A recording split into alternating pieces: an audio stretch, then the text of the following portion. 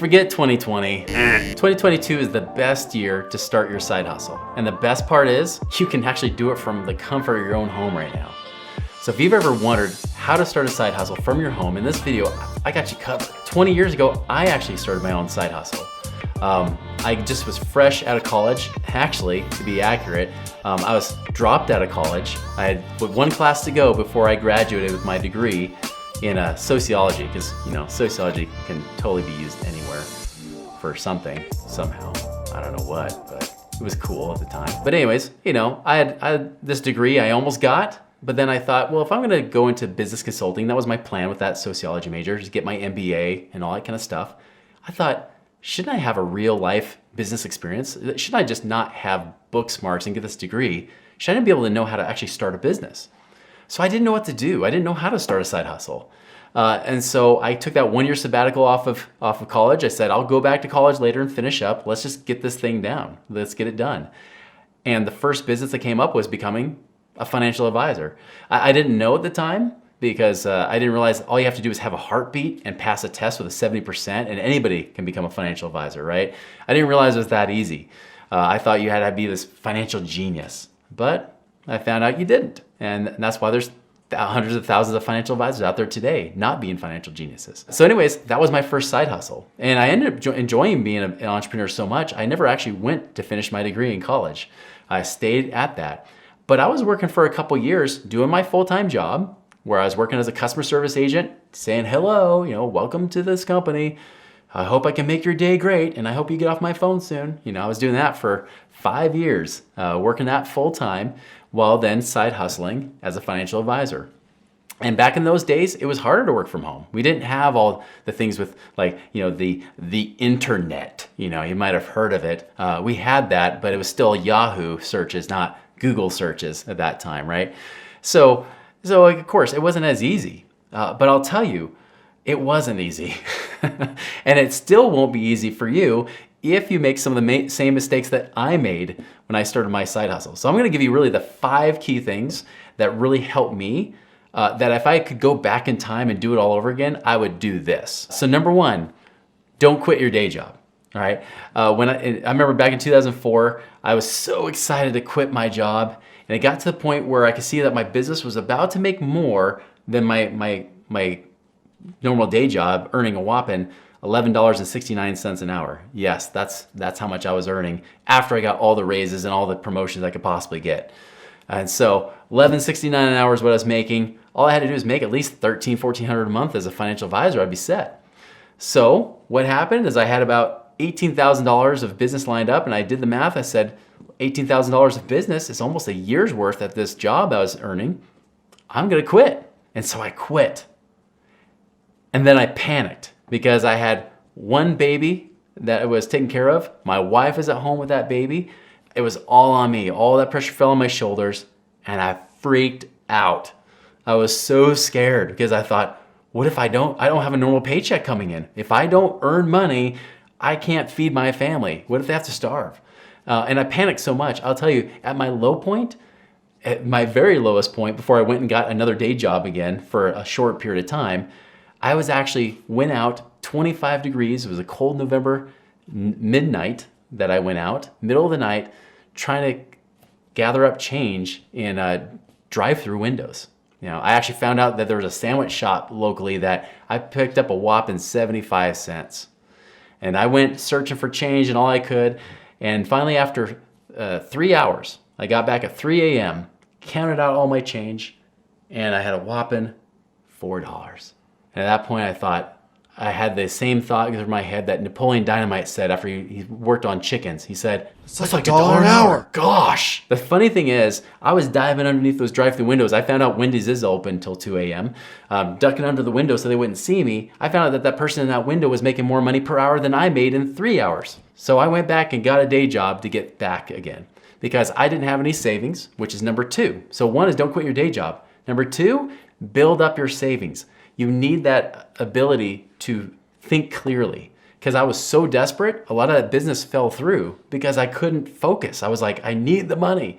And you can imagine, when you've met these people in business, when they're desperate for money, you just get that ick feeling. It's just, ew, gross. You want to shower afterwards, and brush your teeth a couple times after you just dealt with them, because they have what I call is business breath, right? They're so desperate for business. They're so desperate for money. They're just throwing their card at you left and right like Chinese stars, like, like Matrix. You're trying to figure out how to get past all that because it's crazy, So you've got to build up your savings so then I don't need that one customer or that one client to feed my family. You build your savings, you do that while you're working your day job. I can guarantee you would already do 90% better than what I did. Now that leads to number 3. Before you go and make that leap while you're building that side hustle, know your monthly expenses. I talked about this in another video where we talked about Mint. Having that tool, using Mint to start tracking your monthly expenses, get really lean and mean. Like, you don't have to be cheap. You don't have to avoid all fun and enjoyment out of your life, right? But get it under control. You know exactly what you're spending every month so you can plan better. You can know how much savings to build up. You can know when's the right time to make that leap to quit from your day job and let that side hustle become your main hustle. So really get clear on what those monthly expenses are. The less clear you are, the more scared you're gonna be. And the more scared you are, guess what? The more you end up not making money, or you're gonna have to hustle like 3-4 times harder to make the same amount of money because you're just so freaked out, right? You're just so desperate. You need money. Don't get in that place. You need to be in a good, relaxed, abundant state so that you can attract more business. Number 4 is open up credit lines. This is important. When you open up credit lines, like open up credit cards or have other lines of credit, could be even a home equity line of credit if you have a home with equity in it. Open up those lines of credit now while you're still employed with your employer. Because the one thing you'll learn is that banks only want to give you money when you don't need the money. They'll only give you money when you don't need the money. It's like the Harry Potter example I've given before, right? In Harry Potter, the time that he wants to get the stone, he can only get the stone because he doesn't want it. But Voldemort, he needs that stone, right? He's got to have it. He's got to, take over the world, Well, he can't do that unless he can have the stone. Well, the same thing. You can't have credit lines opened. You can't get money from the bank unless they can look at you and say, well, you don't need the money, so you look safe. But I can assure you, and I know from personal experience, being in business for the last 20 plus years, the banks don't like business owners. They don't like people that just started a brand new business that seem risky. They want to give money to people that have steady income coming in. So when you open up your credit lines, do all of that while you're still working your day job. Open up those credit lines. You don't even have to use them. Just open them up to have them available. So when you make that leap, not only do you have savings, and not only do you know your monthly expenses, but you got those credit lines you can use that maybe might allow you to amp up and increase your business while you're growing it. And then number 5, I would say this is the most important thing that I didn't understand, is really identify your strengths, your passions, and know exactly what problem you solve. Now see, like when I became a financial advisor and I got into the business, I just try to imitate everybody else. And I was like, oh, that guy seems cool, I'll imitate them. Or that person seems cool, I'll imitate them. And I'll just take little bits and pieces of them and combine this little puzzle to create Chris Miles. But the truth is that I'm not them and they're not me, and I suck impersonating other people. This is why I can't lie well. This is why I don't play poker, because I have a crappy poker face, right? In fact, the face just looks like this. Oh, I'm sorry, what was the bet? 100,000? Call. It's horrible. And so I can't lie. I can't be somebody I'm not. And neither can you, or neither should you. Even if you try to be somebody else, you're gonna suck, okay? The best thing you do when you own your business is make it your own. Know what your strengths are. Know what you can bring to the table. People don't pay you for your weaknesses. They pay you for your strengths. They pay you for the things you do well. I've never hired a person in my life saying, you know what, you're mediocre at that. I want to pay you top pay for your mediocrity, for your mediocreness, right? I'm not going to do that.